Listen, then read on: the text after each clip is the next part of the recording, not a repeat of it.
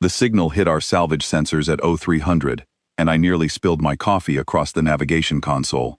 Not because the signal was unusual. We picked up dead tech pings every other day out in the Thresh expanse. That was our job. Humanity's great contribution to galactic civilization was picking through other species' garbage, and my crew aboard the Driftwood had been doing exactly that for 6 years straight. No, what made me lurch forward in my chair was the size of the reading. The energy signature was massive, larger than anything we had ever recorded, larger than anything that should have existed in a junkyard nebula filled with discarded alien refuse. I am Cole Harlan. At the time, I held the rank of commander in Earth's salvage and recovery fleet, which was a polite way of saying I captained a tugboat that dragged alien scrap metal back to Earth's orbital shipyard. Humanity had been part of the galactic community for 12 years by then, ever since a Torvani trading vessel stumbled across our system and decided we were interesting enough to report. We had been given a small corridor of space, a handful of trade concessions, and a seat at the very back of the Dominion Compact's assembly hall, where nobody could hear us, and nobody particularly cared to. We were the new species, the primitive ones, the ones who still thought combustion engines were impressive. My sensor officer, Ben Sawyer, pulled up the signature on the main display and let out a low whistle. The reading was enormous. Whatever was out there was putting out residual energy equivalent to a small star, and it was sitting in a region of the Thresh expanse that every major species had already picked clean decades ago. I told Ben to set a course. He looked at me like I had lost my mind. The expanse was dangerous for small salvage ships. Radiation pockets, debris fields thick enough to shred hull plating, and the occasional unexploded ordnance from wars fought before humanity had figured out agriculture. But I had been doing this job long enough to know that a signature like that meant something big, and big meant valuable, and valuable meant Earth's shipyards could eat for another year. We found it 3 hours later, drifting in the shadow of a dead planetoid, and every single person on my bridge stopped breathing. It was a warship, not just any warship. A Velith-class dreadnought, built by the Rithani hegemony, the most technologically advanced species in the Dominion Compact. The Rithani had been building starships when humans were still painting on cave walls.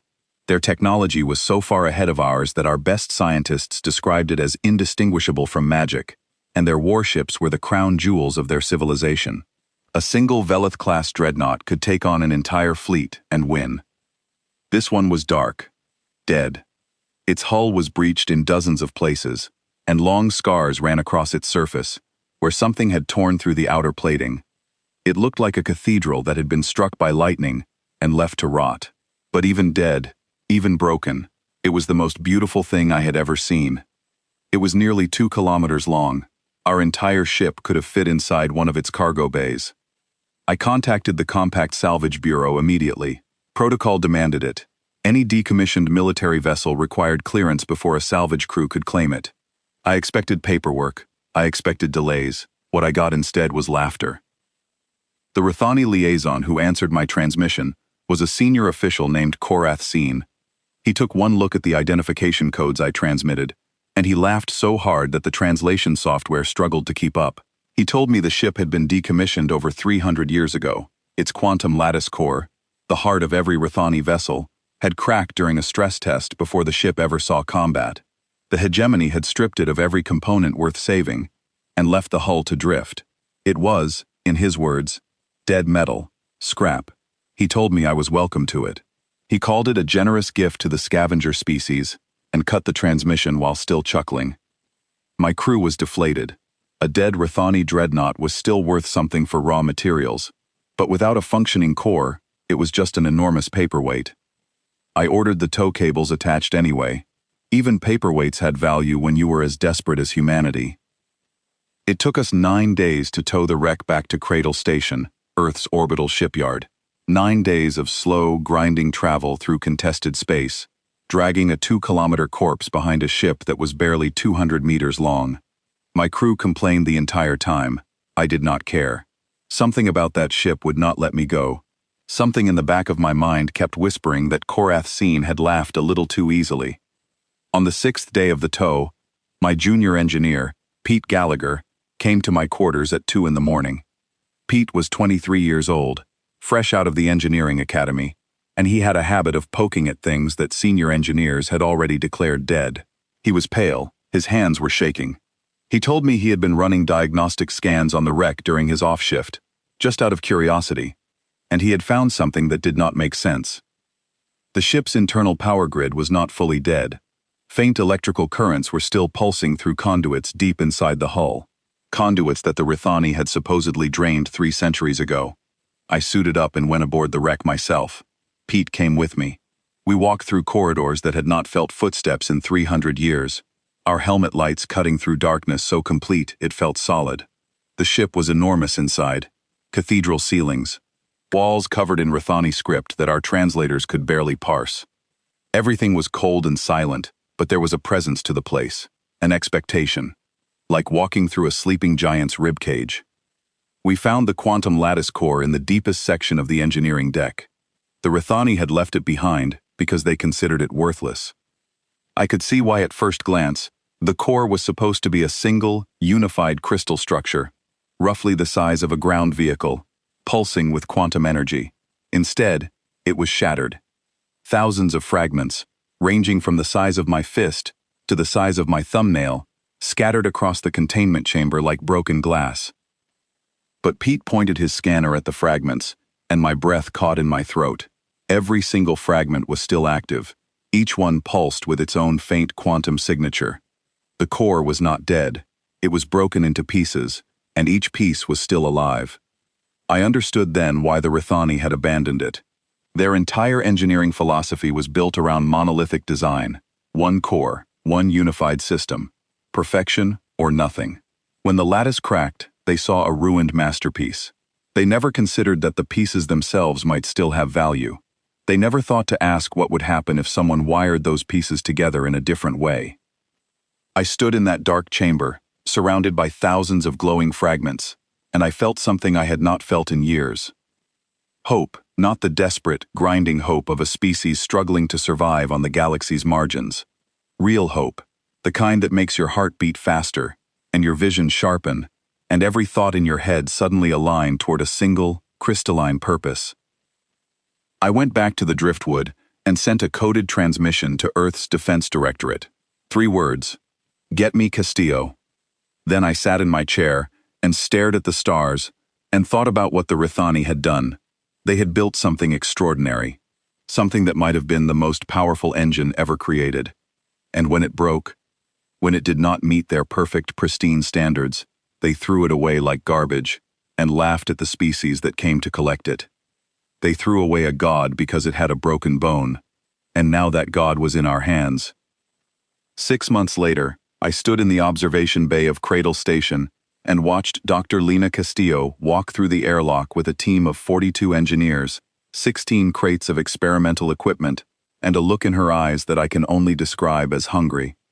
Lena Castillo was the most brilliant quantum systems architect on Earth. She had designed humanity's first functional quantum communication relays, the ones that finally let us talk to our colony ships without a 6-month delay. She was small, sharp-featured, and she had a habit of talking to machines the way other people talk to pets. Encouraging them, scolding them, occasionally threatening them. I had served with her once before, years ago, on a classified project that had nearly gotten us both killed. I trusted her completely.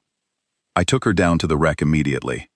She spent 4 hours in the lattice chamber, scanning every fragment, mapping their quantum signatures, running calculations on a tablet that she had modified so extensively it no longer resembled anything manufactured on Earth. When she finally emerged, her face was flushed and her hands were trembling. She told me I was right. Each fragment was a fully functional quantum processing node. The Rithani had built their core as a single monolithic crystal because their engineering doctrine demanded it. Unity, purity.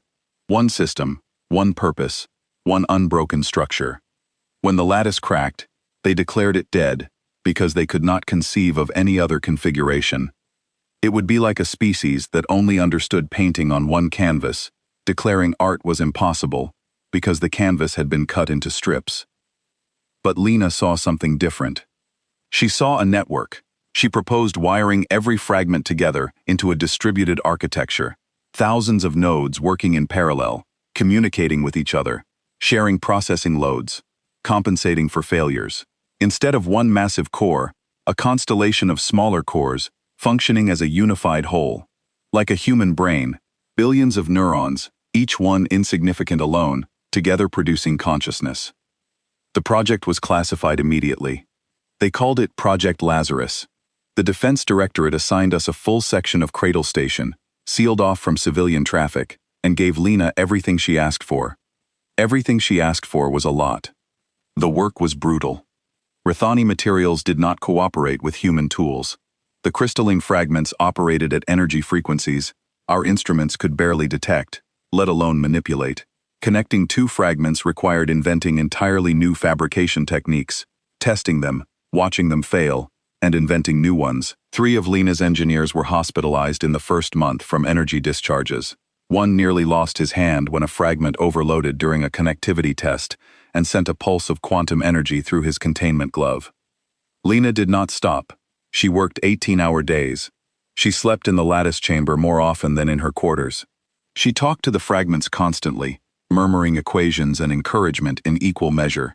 Her team followed her lead, not because they were ordered to, but because her intensity was contagious. When Lena Castillo believed something was possible, she made you believe it too. I watched them work whenever I could. I was not an engineer. I could not contribute to the technical challenges they were solving. But I could see the process, and it fascinated me. They started with 2 fragments, just 2, and spent 3 weeks figuring out how to make them communicate. The Rithani had designed each fragment as part of a whole, not as an individual unit. Getting 2 fragments to recognize each other as separate but connected nodes required rewriting their base operating protocols, using tools that Lena built from spare parts and educated guesses. The first successful 2-node connection produced a brief pulse of coordinated quantum energy that made every sensor in the bay light up. Lena's team cheered like they had won a war. In a way, they had. The principle worked. Everything after that was scale. Week by week, fragment by fragment, the network grew. Each new connection strengthened the whole. The distributed architecture did exactly what Lena had predicted. It was not just a replacement for the monolithic core. It was something entirely new. When a node failed, the network routed around it. When demand spiked, the network balanced the load across hundreds of processors simultaneously. When they fed it a complex calculation, it did not solve it the way the Rithani core would have, grinding through the problem in a single linear sequence. It split the problem into 1,000 pieces, solved each piece simultaneously across 1,000 nodes, and assembled the answer in a fraction of the time. 4 months in, Lena ran a benchmark comparison against the specifications of an intact Rithani quantum lattice core. The distributed network did not match the original core's processing output. It exceeded it, by a factor of 3. She came to me that night, and for the first time in all the years I had known her, she looked scared, not of failure, of success. Then, on day 162 of Project Lazarus, we brought the full network online, every fragment connected, every node active, the complete distributed architecture, humming with quantum energy in a configuration no species had ever attempted. The ship woke up. It did not happen gently. It happened all at once, like a heart starting after cardiac arrest.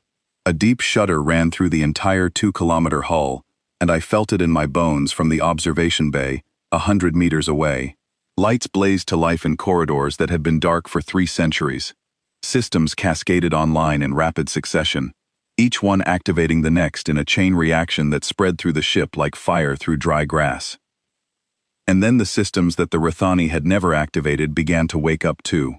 Systems that had been dormant since the ship was built, because the original monolithic core had never produced enough power to run them. Hidden weapon arrays emerged from recessed hull panels. Shield generators spun up in configurations that our tactical officers had never seen in any database. A navigation system activated that processed jump calculations not in hours, not in minutes, but in milliseconds. I watched from the observation bay as the wreck transformed. Sections of damaged hull began to ripple and shift as internal nanofabrication systems came online, systems that needed massive power to operate, power that the original core could never have provided. The ship was repairing itself.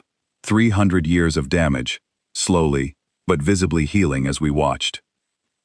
Lena stood beside me, gripping the railing so hard her knuckles were white. She told me, in a voice barely above a whisper, that the ship was not just a dreadnought. The Rithani had built it as a prototype for something far more powerful, a next-generation weapons platform that was supposed to redefine naval warfare. But the core cracked during the initial stress test, before they could ever run the ship at full capacity. They never knew what they had actually built. They filed it as a failed experiment and moved on. We were the first beings in the history of the galaxy to see this ship fully awake. I named it the Revenant. Lena wanted something more poetic, but I told her a ship that comes back from the dead deserves a name that says exactly what it is. Word leaked within days. I never found out how. Maybe a technician talked. Maybe a sensor scan from a passing freighter picked up the energy spike when the ship activated. It did not matter. The Dominion Compact knew, and they were not happy. The first communication was diplomatic, a polite note from the Compact's Administrative Council, reminding humanity that Treaty 4412 prohibited the militarization of salvaged vessels. Our ambassador, Philip Grant, pushed back immediately. Treaty 4412 applied to functional warships. The Revenant had been officially classified as decommissioned scrap. The Rithani themselves had laughed at us for taking it. We were not militarizing a warship. We were conducting research on discarded materials, which was entirely within our rights as a sovereign species. The Rithani ambassador demanded access to inspect the vessel. Earth refused. The Compact issued a formal protest. Earth responded with a 3-page legal brief citing 14 precedents in salvage law. The Rithani threatened consequences. Earth's legal team sent back a 4-page addendum. But beneath the legal sparring, I could feel something shifting. The way the Compact representatives looked at our delegation had changed.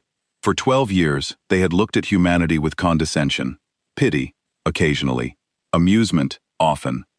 Now, for the first time, I saw something new in their expressions. Uncertainty. Standing on Cradle Station, watching the Revenant's hull complete its first full self-repair cycle, I understood why. Where there had been a gutted, broken wreck, there now stood a sleek, dark warship unlike anything in any species fleet. Its lines were sharper. Its hull was darker. The distributed core pulsed through its structure like a heartbeat, visible as faint lines of blue-white light tracing through the repaired plating like veins beneath skin. Lena joined me at the observation window. She was smiling, but it was the kind of smile you wear when you realize the world is about to change, and you are not sure if it will change for the better. I told her the galaxy was watching. She nodded and said she knew. Then she looked at the Revenant and said something I have never forgotten. We did not rebuild their ship, Cole. We built something they were too afraid to imagine. She was right. The Rithani had built a masterpiece and abandoned it when it cracked. We picked up the pieces and made something new, something better, something that operated on a principle their civilization had spent 10,000 years rejecting. The principle that broken things still have value, that imperfection is not failure, that the pieces, wired together with enough ingenuity and enough stubbornness, can become greater than the whole ever was. They would learn that lesson soon, the hard way. The Revenant left Cradle Station for the first time, under its own power on a Tuesday morning, 8 months after we brought the distributed network online. I remember it was a Tuesday, because Lena made a joke about it being the most boring day of the week to change the galaxy. Nobody laughed. We were all too terrified. I was aboard as mission commander. 40 crew members, all volunteers, all briefed on the risks. The ship had never moved under its own propulsion. We had run simulations. We had tested individual systems. But nobody had ever fired up everything at once and pointed the Revenant at open space. For all we knew, the distributed core might destabilize under the stress of actual flight, and 2 kilometers of warship would become the most spectacular explosion in human history. We launched from Cradle Station's external dock at OA 600. The first 30 seconds were smooth. Maneuvering thrusters fired in sequence, nudging the massive hull away from the station's superstructure. I watched our distance markers climb on the navigation display. 100 meters, 500, 1,000. Through the bridge windows, Cradle Station shrank behind us, its docking lights fading into the black. The Revenant drifted in silence, and for a brief moment, it was easy to forget that we were sitting inside a ship that might be the most powerful machine any species had ever built. It felt peaceful. It felt calm. Then I gave the order to engage main engines. The acceleration hit like a freight train. Every inertial dampener on the ship screamed to life, and even with them running at full capacity, I felt myself pressed into the command chair hard enough to make my ribs creak. The crew gasped. Ben Sawyer, who had followed me from the driftwood to serve as my sensor officer, gripped his console and swore loudly enough for the entire bridge to hear. The navigation display became a blur of numbers that our tracking software could barely keep up with. Stars that had been stationary points of light began to shift visibly, not because we were close to them, but because we were crossing enough distance that parallax became visible to the naked eye. Nobody on the bridge spoke. We just held on and watched the universe rearrange itself around us. In the first 10 seconds of main engine burn, the Revenant covered a distance that would have taken a compact cruiser 20 minutes. The distributed core was feeding the engines more power than any ship in recorded galactic history had ever generated. Not because the engines were better than anyone else's. The engines were standard Rithani design, but the core behind them was operating at a capacity the Rithani had never achieved, processing power distribution across thousands of nodes simultaneously, optimizing fuel consumption and thrust output in real time, adjusting 1,000,000 variables per second. We crossed the Sol system's outer boundary in under 4 minutes, a journey that normally took our ships the better part of a day. I ordered the engines cut, and we drifted in silence for a full minute. Nobody spoke. The only sound was the hum of the distributed core, pulsing through the hull like a contented heartbeat. Then Lena's voice came over the internal comm from her station in the engineering section. She was laughing. Not nervous laughter. Pure, unrestrained joy. She said the core was operating at 12% capacity. 12%? We had just broken every speed record in galactic history, using barely a tenth of the ship's power. I ordered the jump drive test next. Standard galactic jump drives required extensive pre-calculation, careful alignment, and a mandatory cool-down period between jumps.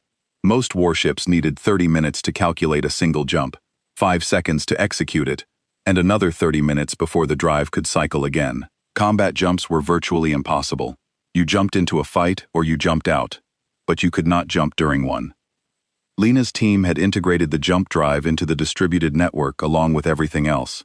I gave the order to execute a short-range jump, 3 light-years to a predetermined coordinate in empty space. The navigation system calculated the jump in 1.4 seconds. I know the exact number because I was staring at the timer on my display, waiting for the minutes to tick by, and instead, the system simply announced ready before I had finished blinking. We jumped. The stars stretched, reality folded, and we were somewhere else. 3 light-years away in the span of a heartbeat. I ordered a second jump immediately. No cooldown. Back to our original position. The system calculated in 1.1 seconds. We jumped again. I ordered a third, a fourth, a fifth, a sixth. 6 consecutive jumps in rapid succession, each one calculated in just over a second, with 0 cooldown between them. My tactical officer, Katie Moore, turned to me with an expression I could not read. She said that no warship in the history of any species had ever performed consecutive jumps without cooldown. The tactical implications were beyond anything she could model. A ship that could jump 6 times in a row could appear anywhere on a battlefield, strike, vanish, appear somewhere else, and strike again before the enemy had even registered the first attack. I told her we were not done testing yet. The weapons arrays came next. We had set up a target range in a remote asteroid belt, using decommissioned mining rocks as practice targets. The Revenant's standard weapons were impressive enough, beam arrays and kinetic launchers that our tactical team had calibrated using the distributed network's processing power, giving them targeting accuracy that our own weapons could not dream of matching. But the primary weapon array was something else entirely. It was the system the Rithani had never been able to power up. The system that had sat dormant for 3 centuries, waiting for a core that could feed it enough energy. Lena called it the fracture cannon, because she had a flair for dramatic naming even if her jokes fell flat. It fired a coherent quantum disruption beam, channeling processed energy from the distributed core into a focused stream. I gave the order to fire on the largest asteroid in the target range. A rock roughly the size of a small city, 3 kilometers across, rotating slowly in the void. The fracture cannon fired. There was no dramatic beam of light, no explosion, no flash. The asteroid simply came apart, its molecular bonds unraveled in a cascade that spread from the point of impact outward in a perfect sphere, and in less than 2 seconds, 3 kilometers of solid rock ceased to exist. Not shattered, not vaporized. The atoms themselves were pulled apart and scattered. Where the asteroid had been, there was nothing, not even dust. The bridge was silent for a very long time. Katie Moore broke the silence. She said, very quietly, that a weapon like that could end a war in a single shot. I told her that was exactly the point. Then I told myself that I needed to breathe, because I had forgotten to do that for about 20 seconds. We ran the shield test last. I had the crew fire captured compact weapons at the Revenant from a salvage turret mounted on a drone platform. Standard energy weapons, the kind every species in the galaxy used. The Revenant's shields absorbed the first shot without a flicker. They absorbed the second. On the third shot, something remarkable happened. The shields did not just block the incoming fire. They analyzed the weapon frequency, predicted the next shot's modulation, and shifted their harmonic profile to counter it before the shot arrived. By the fourth shot, the shields were neutralizing the incoming fire so efficiently that the energy readings on impact were functionally zero. The shields were learning. Every shot taught them something, and they adapted faster than any crew could manually adjust. Lena came up to the bridge after the weapons test. She was not laughing anymore. She stood next to my chair and watched the tactical displays scrolling through data, and she said something that chilled me more than the fracture cannon had. She said this ship was built to fight a war that the Rathani never had to fight. She said the systems they installed, the weapons they designed, the shields and navigation and core architecture, none of it made sense for a standard dreadnought. This was a ship designed to fight an enemy that could match or exceed Rathani technology. An enemy that maybe never came. And the Rathani, unable to power their prototype and unwilling to admit they might someday need it, filed it away as a failure and forgot about it. I asked her what enemy would require a ship this powerful. She shook her head and said she did not know. But she said that whoever the Rathani had been afraid of, humanity now held the weapon they had built to stop it. We were still absorbing that thought when Ben Sawyer's console chimed an alert. Long-range sensors had detected a Rathani surveillance probe at the extreme edge of the system, operating under stealth protocols that would have fooled any scanner in the compact's inventory. Our scanners were not in the compact's inventory anymore. The distributed network processed sensor data across thousands of nodes simultaneously, and stealth that worked against monolithic systems was useless against a distributed detection array. The probe had been watching everything: the speed test, the jumps, the fracture cannon turning 3 kilometers of rock into nothing, the adaptive shields, everything. I ordered the probe jammed immediately. Ben flooded every frequency in its communication range with noise, but we were 3 seconds too late. A compressed data burst had already left the probe, aimed at a Rathani relay station 8 light-years away.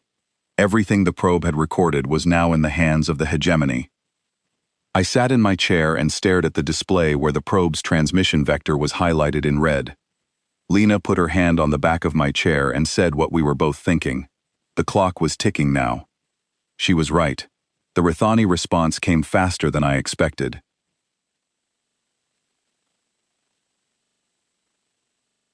Within 2 weeks, the Dominion Compact convened an emergency session.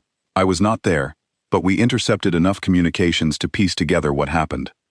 The Rathani delegation presented the probe's footage to the full assembly. The reaction was immediate and explosive. Species that had been bickering about trade routes and territorial boundaries for centuries suddenly had a single, unified concern. The primitive scavenger species had somehow resurrected a ship that made every warship in every fleet look like a toy. The Compact issued an ultimatum to Earth: surrender the Revenant within 30 standard cycles, submit to full technological inspection, dismantle all reverse-engineered systems. Failure to comply would result in sanctions, blockade, and potential military action. Earth's government debated for 11 days. I was called to testify before the Defense Council in a closed session.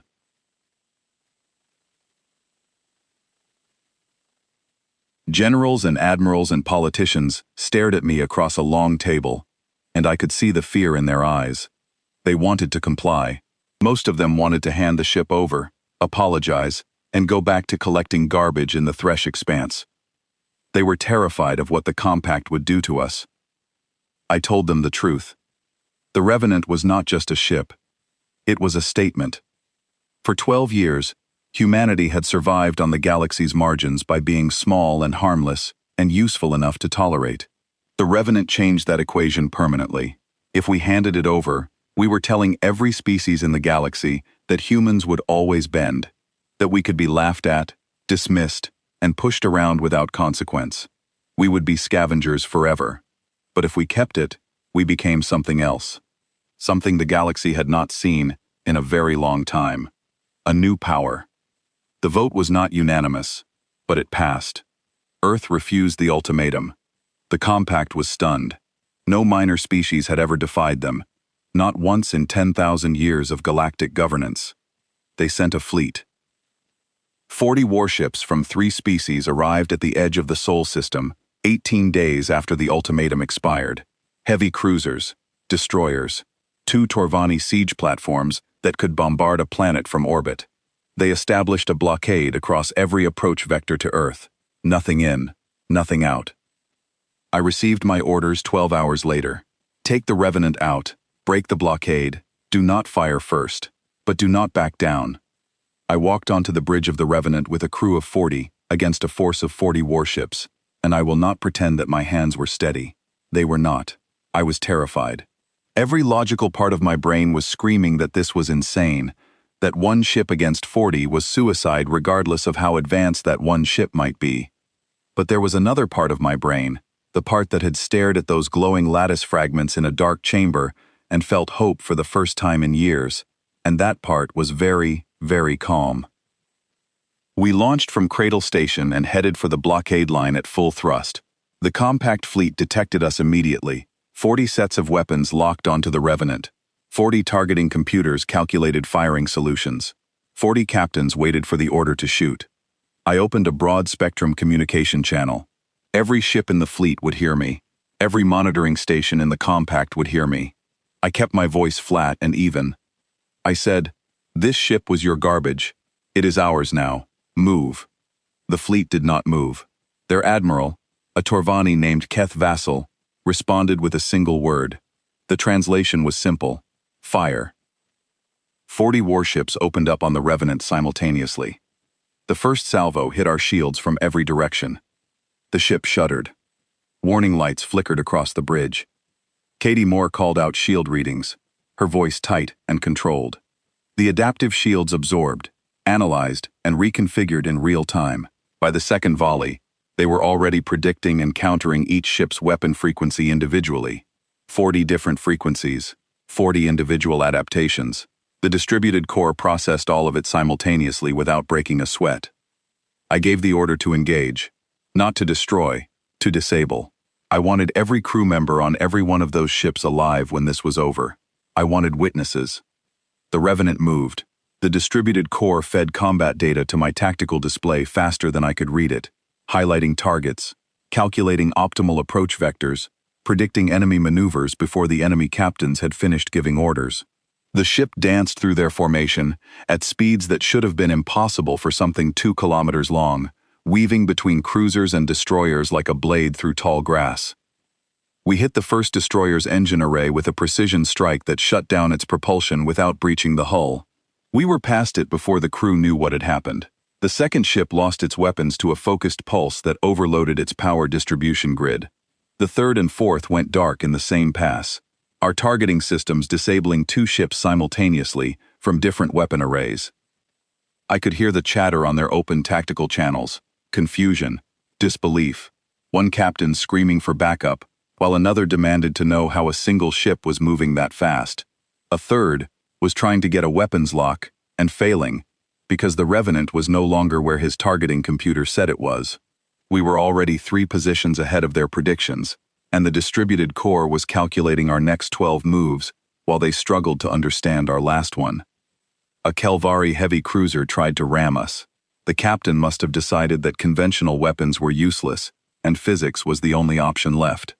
The Revenant sidestepped a 200,000-ton warship, the way a dancer avoids a stumbling partner, and we took out its engine cluster as it sailed past. The cruiser drifted into the path of a Torvani destroyer, forcing both ships to emergency maneuver, and in the 2 seconds they spent avoiding each other, we disabled them both. The compact fleet tried to regroup. They shifted into a defensive sphere, concentrating their fire on a single point. A textbook response to a superior single adversary. It would have worked against any other ship in existence. The Revenant jumped. A micro-jump, barely half a light second, straight through the center of their formation and out the other side. We emerged behind their defensive sphere and hit 6 ships in rapid succession before they could rotate to face us. Then, we jumped again and again. Each jump put us in a new position, a new angle, a new firing solution. The compact fleet was fighting a single ship that could be anywhere on the battlefield at any moment. 11 minutes. That is how long it took. 11 minutes to disable 40 warships, every single one of them drifting, dark, their engines cold and their weapons offline. Not a single hull breached, not a single crew member killed. I sat in the command chair, my hands shaking so badly I had to press them against my thighs to keep them still. The bridge was silent except for the hum of the core and the distant chatter of emergency beacons from the disabled fleet. I opened the broad-spectrum channel again. This time, I knew every species in the galaxy was listening. Not just the fleet, not just the compact. Everyone. I said. Blockade lifted. Sol system is open. Humanity thanks the compact for the generous gift. Then I cut the channel and sat in silence and watched rescue ships scramble from the nearest compact relay station toward the drifting fleet. Lena called from engineering. She was laughing and crying at the same time, her voice cracking over the comm. She told me they would come back with more ships, more weapons, more anger. I told her I knew. I told her we would be ready. The galaxy had changed in 11 minutes. The species they called scavengers had just defeated the mightiest military coalition in known space without killing a single soul. Not with brute force, not with superior numbers. With a ship they pulled out of a junkyard, and a principle that no other species had ever thought to try. Broken things still have value. The pieces, wired together with ingenuity and stubbornness, can become greater than the whole. The Rithani were about to learn that lesson in ways they never anticipated. 6 months after the blockade fell, the galaxy was a different place, and I was a different man. They gave me a promotion I did not want, and a title I did not ask for. Admiral Cole Harlan, commander of Earth's deep space operations. It sounded impressive on paper. In practice, it meant I spent half my time in briefing rooms, listening to politicians argue about things they did not understand, and the other half, trying to build a fleet from scraps, while the most powerful civilizations in the galaxy figured out how to respond to the fact that humanity had embarrassed them in front of every species with a sensor array. The Rithani were in crisis. Not the kind that makes headlines on galactic news feeds, but the deep, structural kind that shakes the foundations of a civilization. Their engineering elite, the same architects who had designed the Revenant and then abandoned it, were under investigation. The hegemony's political leadership wanted answers. How had a species that was still using chemical rockets, when the Rithani were building quantum lattice cores, managed to do what 10,000 years of Rithani engineering could not? The answer was simple, but it was an answer the Rithani could not accept.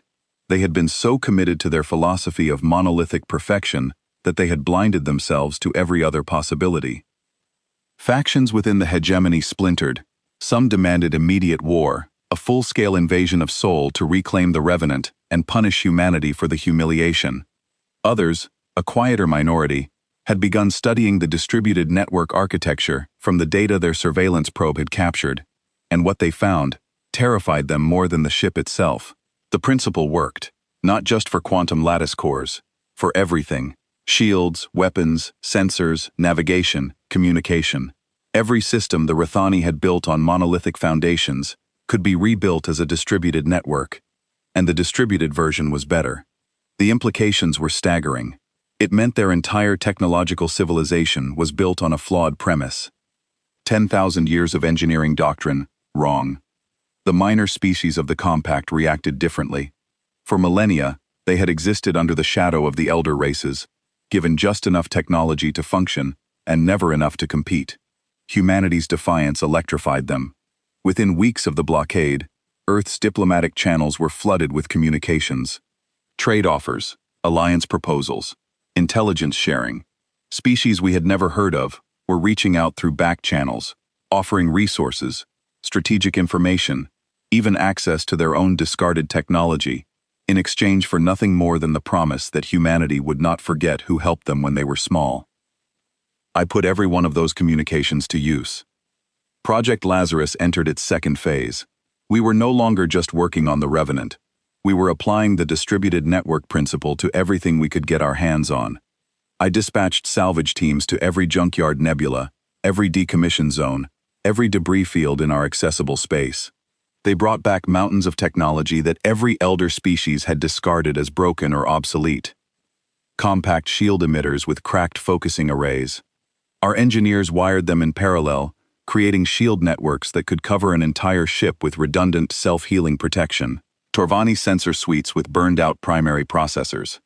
We built mesh networks from the surviving secondary circuits, producing sensor arrays that could detect a ship's heat signature from 3 systems away. Kelvari propulsion modules that had been scrapped because a single thruster bell had fractured. We linked 6 fractured bells together, balanced the thrust output through the distributed core, and got a drive system that outperformed the factory original by 40%. Lena Castillo published an internal paper that the Defense Directorate classified immediately. She called it the Doctrine of Scrap. The core argument was elegant. Every advanced species in the galaxy, engineered for perfection. Their systems were designed to function flawlessly as single, unified wholes. When any component failed, the entire system was considered dead. This philosophy produced incredible technology, but it also produced an extraordinary amount of waste. Mountains of components that were 95% functional, discarded because the remaining 5% did not meet spec. Humans did not have the luxury of perfection. We had never had that luxury. Our entire technological history was built on improvisation, redundancy, and the stubborn refusal to throw anything away that might still be useful. We repaired what we could. We repurposed what we could not repair. We built new things from the bones of old things. And now, with the distributed network architecture as our framework, we were applying that philosophy to the most advanced technology in the galaxy. Within 6 months, Earth had a small fleet of 12 hybrid vessels. None of them was as powerful as the Revenant, but each one was built from salvaged components of 3 or 4 different species technology, wired together through distributed networks, and each one could match or exceed a compact cruiser in every measurable category. I personally oversaw the construction of the first 3 hybrids. Each one was a lesson in creative problem-solving. The first, which we named the Cast-Off, was built around a Torvani cruiser hull that had been decommissioned after a coolant system failure. Our engineers replaced the monolithic coolant loop with a distributed thermal management network using fragments of Kelvari heat exchangers that had been junked for cracked housings. The result was a ship that ran cooler under combat stress than the original Torvani design had run in peacetime.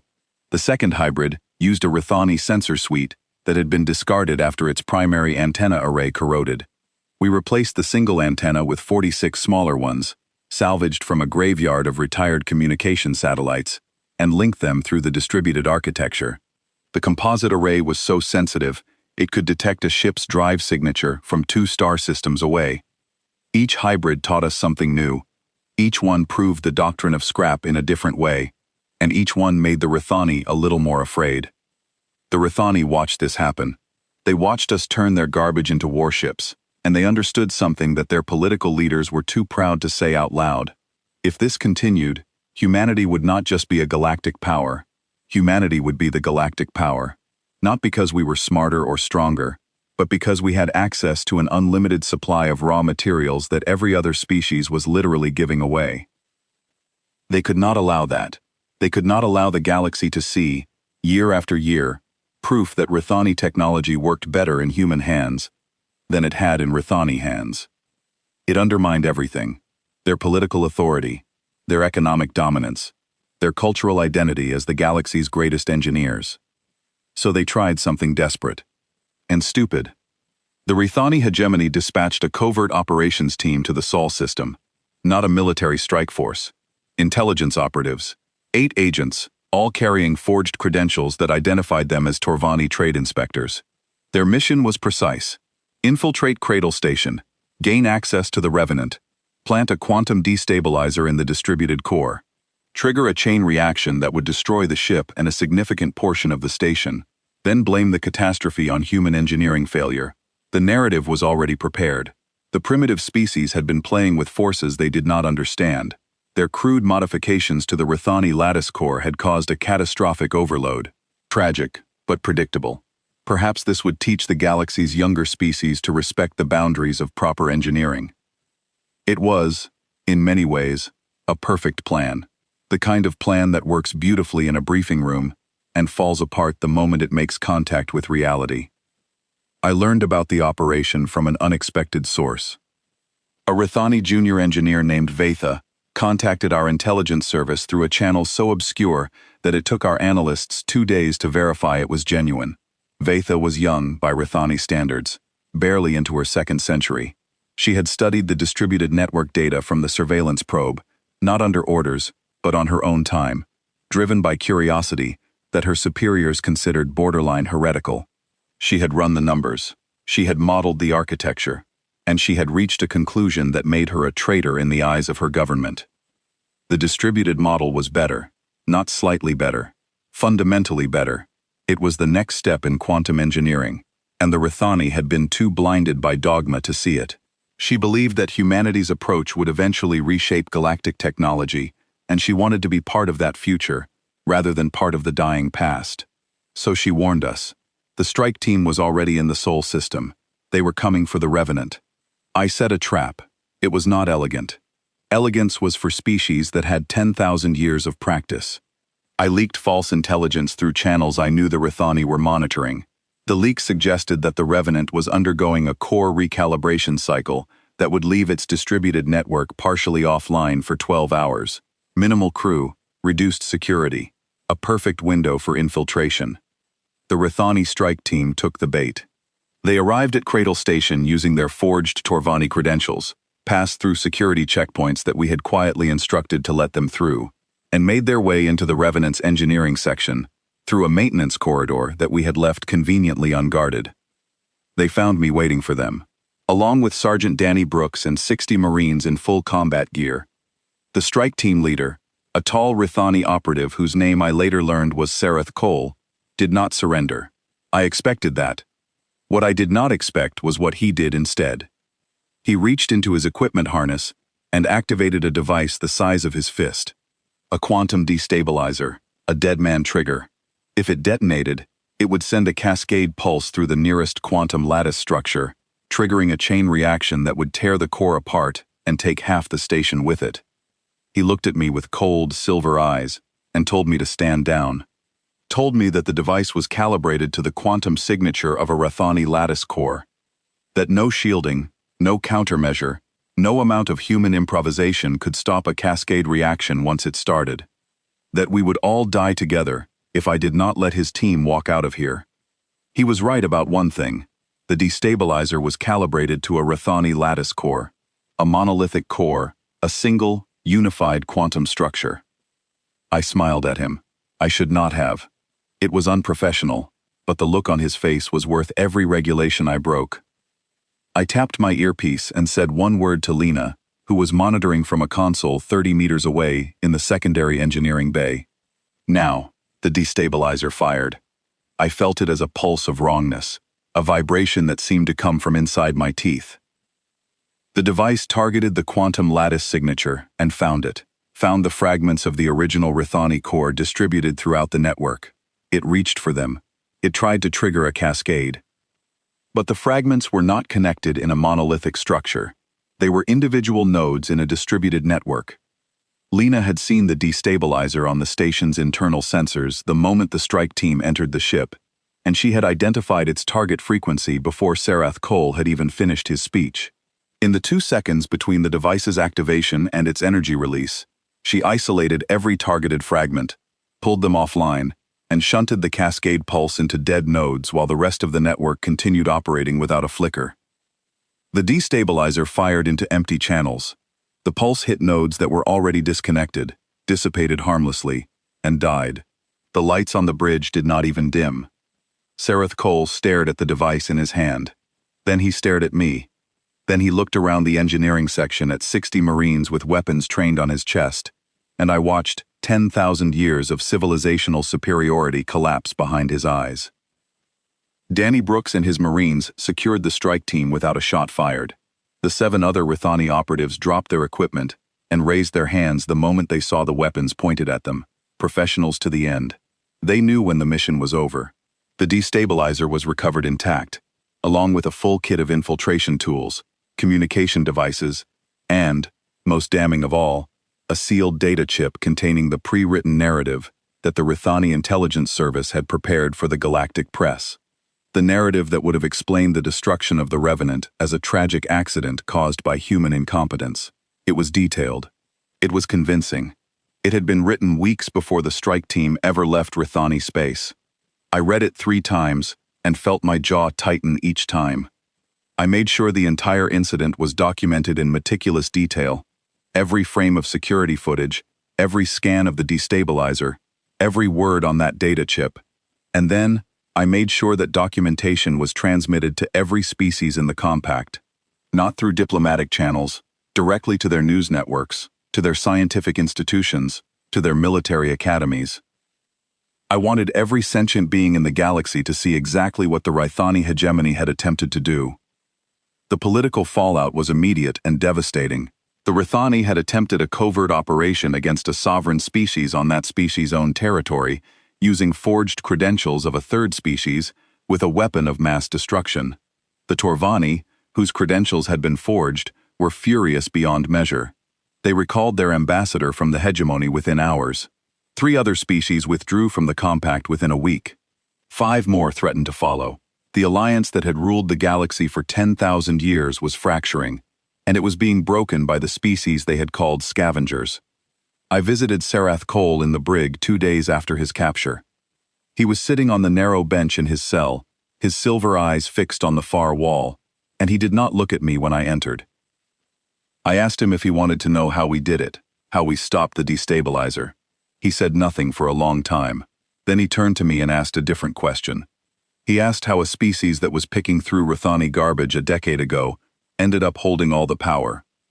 I leaned against the doorframe and thought about it. I thought about the Thresh expanse and the dead wreck drifting in the shadow of a planetoid. I thought about Lena talking to fragments of crystal in a dark chamber. I thought about Pete Gallagher coming to my quarters at 2 in the morning with shaking hands. I thought about 40 warships drifting in the void with their lights off, disabled by a ship that should not have existed. I told him the truth. I told him it was because his species never learned the most important lesson in the universe. There is no such thing as worthless. There are only things you gave up on too soon. He stared at me for a long time after that. Then he looked away, and I left him to his silence. 1 year after Sarath Cole sat in our brig and stared at the wall, the galaxy finished ripping itself apart and started putting itself back together in a shape nobody recognized. The Dominion Compact had fractured into 3 blocks, and none of them agreed on anything, except that the old order was dead. The Rithani-led hardliners wanted humanity crushed, destroyed, erased from the galactic stage before we could grow any stronger. A centrist faction of moderate species pushed for negotiation, arguing that war with humanity would cost more than anyone could afford, particularly since the last fleet sent to intimidate us had limped home with its engines cold and its pride in pieces. And then there was the third block, the one that frightened the Rithani more than anything humanity had ever built, a coalition of minor species, the ones who had lived under the Compact's boot for millennia, and they were openly, publicly, defiantly aligned with Earth. Humanity had not just changed the military balance, we had changed the political equation. For 10,000 years, the minor species had accepted their place because they believed there was no alternative. Now there was one. It was parked in orbit around Earth, 2 kilometers of reborn warship, humming with the power of a distributed quantum network, and it proved that the elder species' monopoly on advanced technology was built on a lie. Our fleet had grown. 30 hybrid vessels now orbited Earth and patrolled our expanded corridor of space. Each one was a mongrel, built from the salvaged and repurposed technology of 7 different species, components that had been discarded as broken, wired together through distributed networks into something new. None of them matched the Revenant's raw power, but each one was faster, tougher, and more adaptable than any comparable ship in any other fleet. And we were building more every month, because the galaxy's species kept throwing away perfectly good technology, and we kept collecting it. I commanded from the Revenant's bridge now. Admiral Cole Harlan, head of Earth's combined deep space fleet. I hated the title. I missed the driftwood, my old salvage tug, where the biggest decision I had to make was which piece of debris to grab first. But the galaxy did not care what I missed. The galaxy was watching, and it was about to do something that would make everything that came before look like a skirmish. The Rithani hegemony assembled a war fleet. Not a blockade force, not an intimidation squadron. A war fleet, the largest concentration of military power in recorded galactic history. 612 capital ships, dreadnoughts, carriers, cruisers, destroyers, support vessels, siege platforms. The Rithani had called in every favor, every alliance, every debt owed to them across 10,000 years of political dominance. Species that had not built a warship in centuries dusted off their shipyards and contributed hulls. The hardliner faction had won the internal debate, and they were betting everything on a single, overwhelming blow. They declared humanity a galactic-level existential threat. The formal document was 70 pages long and cited dangers ranging from technological destabilization to cultural contamination. The real reason was 4 words. They were terrified of us. The ultimatum was simple.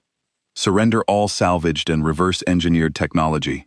Dismantle the fleet. Submit to permanent technological oversight by a compact appointed commission, accept restricted development status for the next 500 years, or face total annihilation. 600 ships was enough to glass Earth. I did the math myself. Even with the Revenant at full power, even with 30 hybrid ships and every trick we had developed over the past 2 years, the numbers were impossible. 20 to 1. We could not fight a fleet that size in open combat and survive. I gathered my 30 captains in the Revenant's war room. They were the best officers humanity had produced, and every single one of them knew what 600 ships meant. I saw fear in their eyes. I also saw something harder, something that did not flinch. I told them the truth. I told them we could not win a straight fight. 20 to 1 was not a challenge. It was a death sentence. If we flew out to meet the Rithani fleet ship to ship, we would be destroyed, and Earth would burn. But we were not going to fight ship to ship. Lena Castillo had been working on something. She had been working on it since the day after the blockade fell, since the moment she understood that the Rithani would eventually come back with a force we could not match. She called it Project Lazarus Phase 3, and when she explained it to the room, I watched 30 hardened combat officers stare at her in disbelief. The doctrine of scrap, she told them, did not apply only to ships. It applied to everything.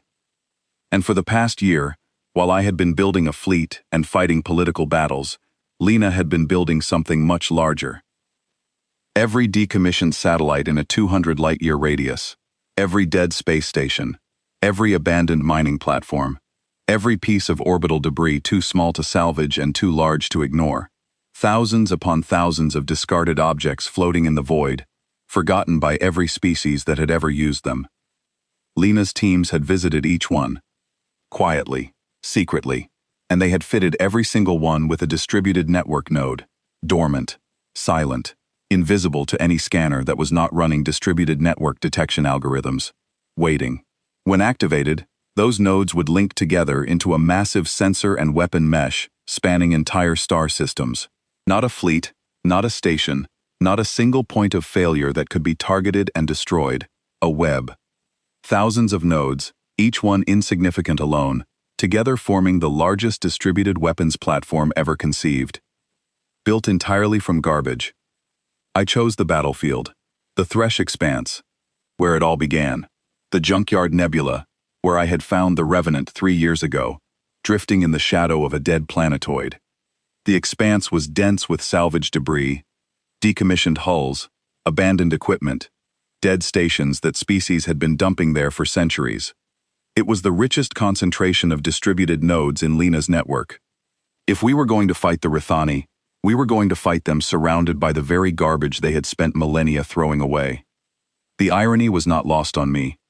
We deployed to the Thresh Expanse with our full fleet, 30 ships, the Revenant at the center. We positioned ourselves among the debris fields and waited. The Rithani arrived on schedule, 612 capital ships, dropping out of jump space in a formation so precise it looked choreographed. The largest military force the galaxy had ever assembled, bristling with weapons, radiating power, flying the banners of a dozen species united under Rithani command. Their high commander, a career admiral named Torath Ven, opened a communication channel and demanded our immediate surrender. He gave us 10 minutes. I used 8 of those minutes doing nothing. Let them wait. Let them stare at 30 ships and wonder why we were not running. In the 9th minute, I opened a channel to Lena. She was aboard the Revenant, in the engineering section, surrounded by consoles that were linked to every dormant node in the Thresh Expanse and beyond. Thousands of connections, each one a tiny piece of forgotten technology, waiting for a signal. I said one word. Light it up. The Thresh Expanse came alive. It started at the edges. Faint points of light appearing among the debris, like stars being born. Dead satellites powering up for the first time in decades. Abandoned mining platforms activating weapon systems that had been installed in secret months ago. Decommissioned station modules projecting shield walls across corridors of space that the Rithani fleet was occupying. Salvage hulls that had drifted silently for centuries, suddenly becoming sensor relays, feeding targeting data through the distributed network to every ship in our fleet. And then it spread, node after node after node, cascading outward from the Thresh Expanse in a wave of activation that extended for light years in every direction. Thousands of points of light, each one a piece of garbage that had been given a purpose, linked together into a web that spanned the entire battlefield. I watched the Rithani fleet's formation shudder as their sensor officers began to understand what they were seeing. They were not facing 30 ships. They were facing 30 ships embedded in a weapons platform that was made of the void itself. I could hear their communications, intercepted and decoded by the mesh network in real time. Confusion first, then disbelief, then something close to panic. Their tactical doctrine had no chapter for this. Their war colleges had never simulated a scenario where the battlefield itself became the enemy. Every manual, every strategy, every lesson they had learned in 10,000 years of military supremacy assumed that the enemy was made of ships. Ships could be counted, tracked, targeted, and destroyed. You cannot destroy a battlefield. You can only stand in it and hope it does not swallow you whole. High Commander Torath Ven ordered his fleet to attack. 600 ships opened fire on everything they could target. And that was when they discovered the fundamental flaw in their strategy.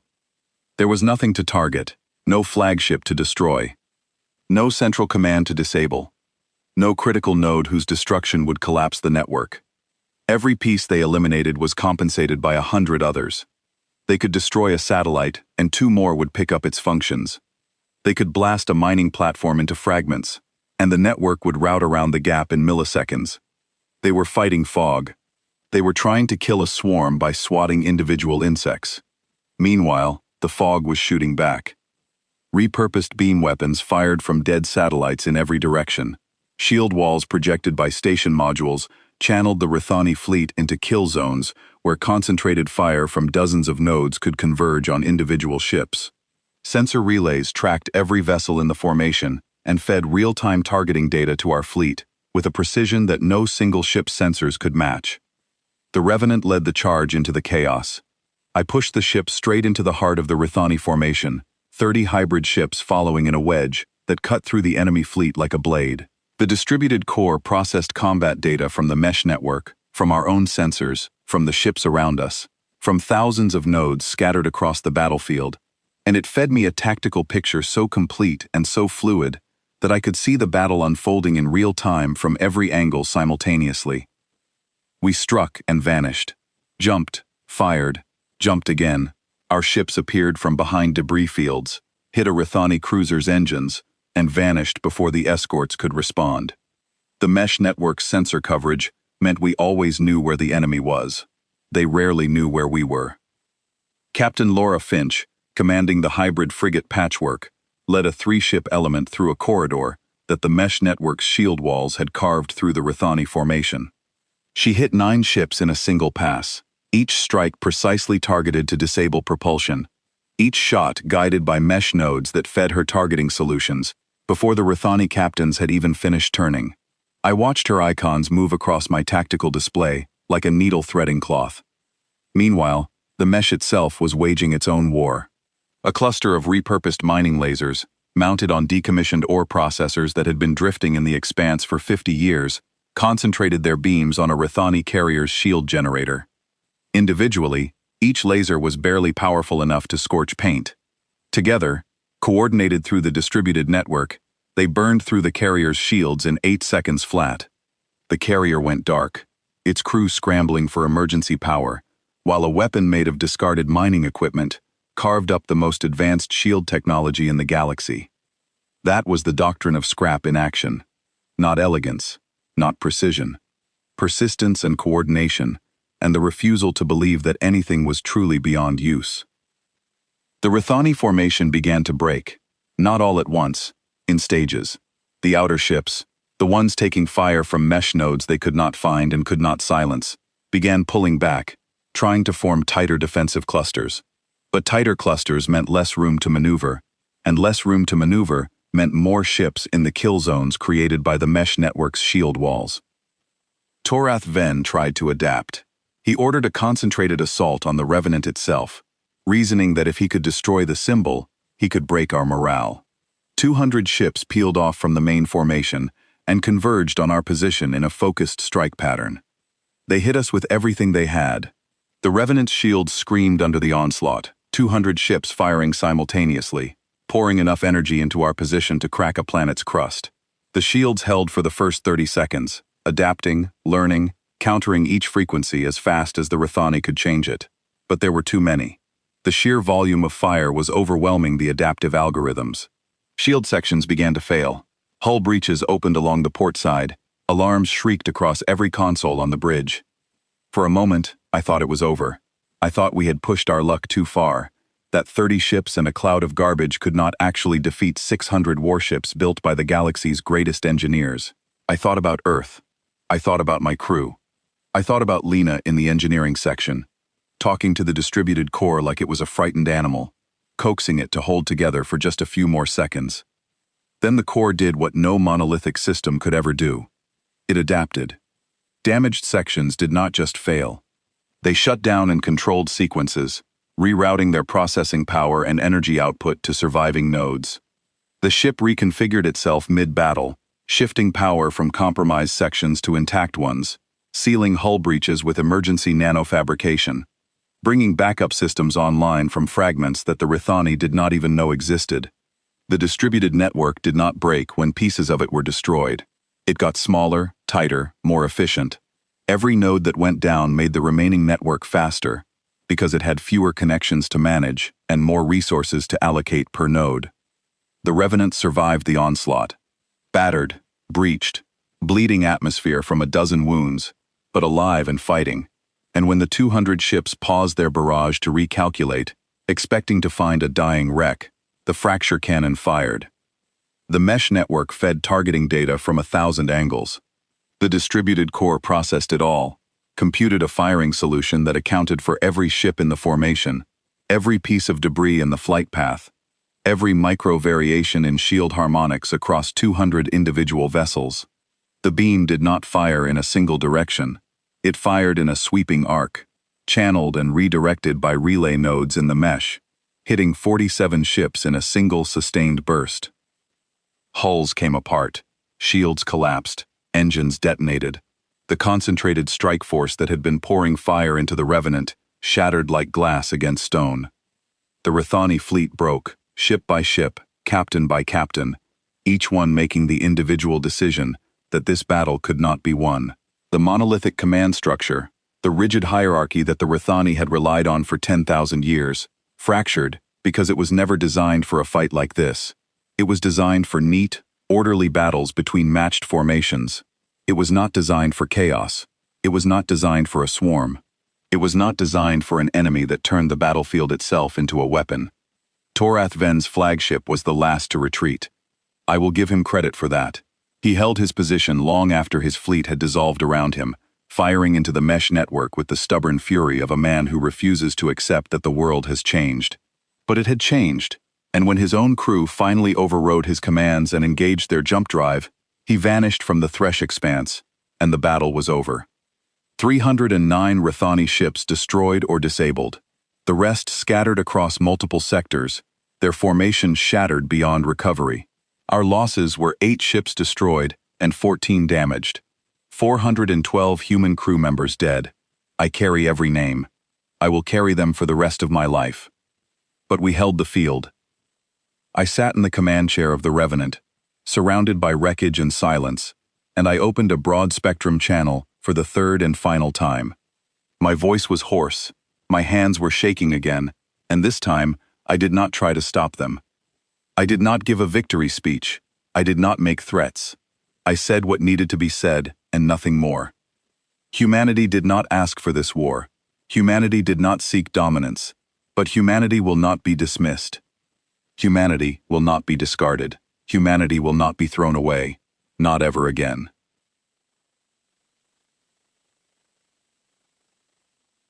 I cut the channel and closed my eyes and listened to the hum of the distributed core, still pulsing, still alive, still holding together despite everything they had thrown at it. The Dominion Compact dissolved formally within 3 weeks.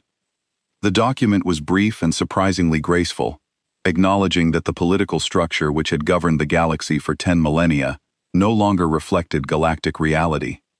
In its place, a new governing body began to take shape. They called it the Distributed Accord, and the name was not an accident.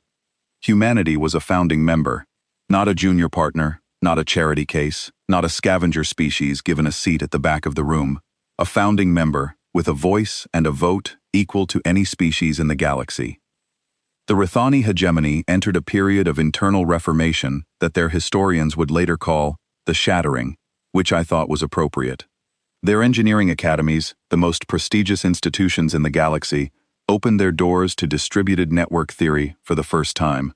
Rithani engineers who had spent their careers pursuing monolithic perfection began studying the principles that Lena Castillo had developed in a cramped engineering bay on Cradle Station.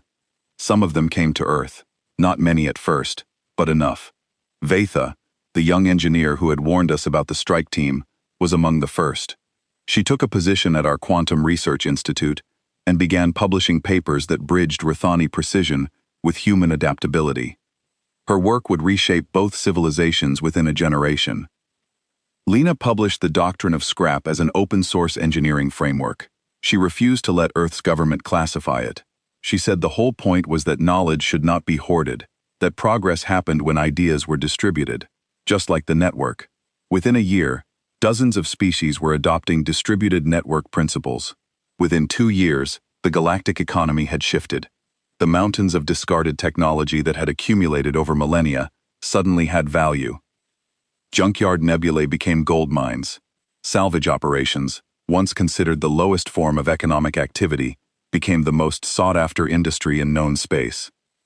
Humanity had not just changed the balance of power, we had changed the way the galaxy thought about power itself. The minor species, the ones who had aligned with us before the battle, were the first to benefit. They had access to the same junkyard nebulae, the same decommissioned technology, the same mountains of discarded components that had been invisible to them before.